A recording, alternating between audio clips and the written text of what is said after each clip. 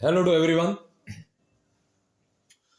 देखिए, आप किसी भी इंजीनियरिंग रिलेटेड एग्जाम दे रहे हैं या आप बीएससी कर रहे हैं तो चारपीट मेथड पार्शियल डिफरेंशियल इक्वेशन का जो सॉल्यूशन रिलेटेड जो पोर्शन है उसके अंदर चारपीट मेथड वेरी इंपॉर्टेंट रहता है। अब इसको थोड़ा सा समझते हैं। इस मेथड के अंदर इसके क्वेश्चन आपके कौन से सेक्शन में रहेंगे, तो इसके बारे में मैं पहले ही आपको क्लियर कर लूं कि चारपीट मेथड का क्वेश्चन आपके सेक्शन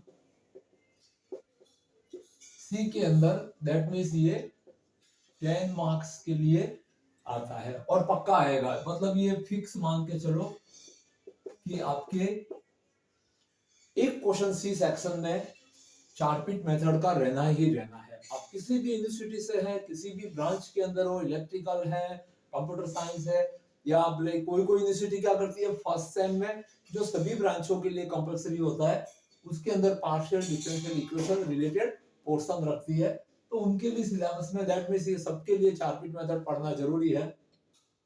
कंपटीशन के अकॉर्डिंग भी चारपीट मेथड की इंपॉर्टेंस है, बिकॉज ये linear and non linear partial differential equation जो फर्स्ट ऑर्डर की है उनको सॉल्व करने में आने वाला एक जनरल मेथड है, जनरलाइज किया हुआ है, स्पेसिफाइड नहीं है। तो इस रीजन से इससे रिलेटेड क्वेश्चन हमेशा सेक्शन सी के अंदर पूछा जाता है। तो सेक्शन सी को याद रख लीजिए आप अच्छे से कि इसका क्वेश्चन सेक्शन सी में आपके आना ही आना है। दैट मीन्स आपके लिए ये क्वेश्चन सिक्योर मार्क्स है। अब इस मेथड के स्टेप क्या है, तो सबसे पहले जो आपको क्वेश्चन में है, जो एक फंक्शन दिया हुआ है, सभी टर्म को लेफ्ट हैंड साइड में लाके एक फंक्शन बना सकते हैं। इस तरह से बनाना चाहिए कि function of x y z ETC p and q is equal to 0। अब इसके अंदर भी जैसे कि अपन ने प्रीवियस मेथड देखा था लैग्रांज एरी, तो इसके अंदर चारपीट मेथड के लिए एक एरी लिखी जाएगी, ऑक्सिलरी इक्वेशन। ये थोड़ी सी लेंथी है तो इसको अच्छे से याद कर दीजिए और अच्छे से समझ लीजिए। यहाँ पे 5 रेशियो आपके पास डेफिनेटली रहेंगे कि DP upon x derivative function का plus p multiply z derivative, उसके बाद डी क्यू, इसके डिनोमिनेटर में del f upon del y और क्यू इंटू जेड डेरिवेटिव है। दैट मींस देखो इसको लर्न करने का तरीका है, पी आपके एक्स वेरिएबल रिलेटेड टर्म होती है तो इसके अंदर एक्स डेरिवेटिव आएगा और पी मल्टीपल रहेगा और जेड डेरिवेटिव तो रहना ही रहना है। क्यू आपकी वाई वेरिएबल से बिलोंग करती है तो यहाँ पे y डेरिवेटिव और q के साथ में z डेरिवेटिव। ये तो हो गया dp और dq को याद रखने का तरीका।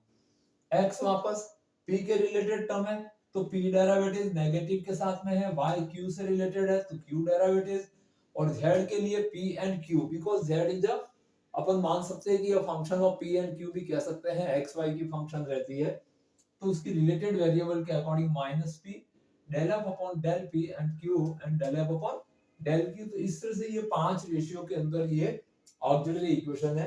इसका आप ये वाला पोर्शन भी लर्न कर सकते हैं। अगर इस तरह से आपको समझने में कठिनाई आती है तो आप इसको इजी वे में ऐसे भी याद रख सकते हैं। That means dp upon x, तो इस x का सिंबल आपको याद दिला देगा कि x डेरिवेटिव है, यहाँ पे z डेरिवेटिव है, मल्टीपल p है। q के रेस्पेक्ट में यहाँ पे q टर्म है, इसके साथ y डेरिवेटिव और q वेरिएबल है, x के साथ में यहाँ पे p डेरिवेटिव, y के साथ q डेरिवेटिव है और z के साथ p and q both term है। तो आपको जिस तरह से शूट करे, आप चाहो तो ऐसे डायरेक्ट इसको एक्सपेंड फॉर्म में लर्न कर सकते हैं या इस तरह से क्लोज करके भी आप लर्न कर सकते हैं। अब इसकी प्रोसेस क्या है, इस ऑक्सिलरी को लिख के इसमें से आपको दो रेशियो को सॉल्व करना है किसी भी प्रकार से जिससे कि p और q का वैल्यू फाइंड किया जा सके। दैट मींस आपको फोकस होना है कि एनी हाउ आपको p और q का वैल्यू फाइंड करने के लिए इसमें से इन रेशियो को जो सूटेबल है उनको आराम से आपको सॉल्व करना है। जैसा कि अपन ने लैग्रांज एरी वाला जो फर्स्ट मेथड अपन ने इससे पिछले वीडियो में पढ़ा है उसी के अकॉर्डिंग दो रेशियो कोई भी ऐसे सॉल्व करने हैं जिससे p और q का वैल्यू आपको मिल जाए। और मान लीजिए आपको p का वैल्यू मिला तो p को आप कहां रखेंगे, आपका जो गिवन फंक्शन होगा इसके अंदर रख देंगे और इसको सॉल्व करेंगे। तो यहां से आपको, अगर आपको पहले p मिल गया है तो इसको इसके अंदर रखेंगे इस फंक्शन में, तो यहां से आपको q वैल्यू मिल जाएगा। अगर पहले रेशियो से सॉल्व करने पर क्यू वैल्यू मिलती है तो क्यू को इस फंक्शन के साथ सॉल्व करके पी फाइंड कर सकते हैं।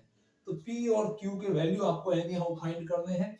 एक वैल्यू यहाँ से कोई भी एक सॉल्यूशन से आ जाएगा और उसको इस क्वेश्चन के अंदर मतलब आपका जो मूल फंक्शन है उसमें रखकर दूसरा आप डेरिवेटिव ले सकते हैं।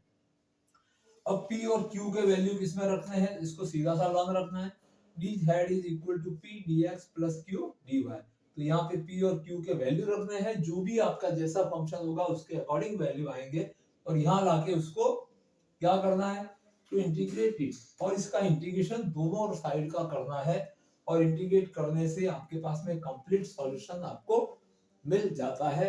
ये है चारपीट मेथड जिसकी इंपॉर्टेंस आपका सेक्शन सी का एक क्वेश्चन बनता है।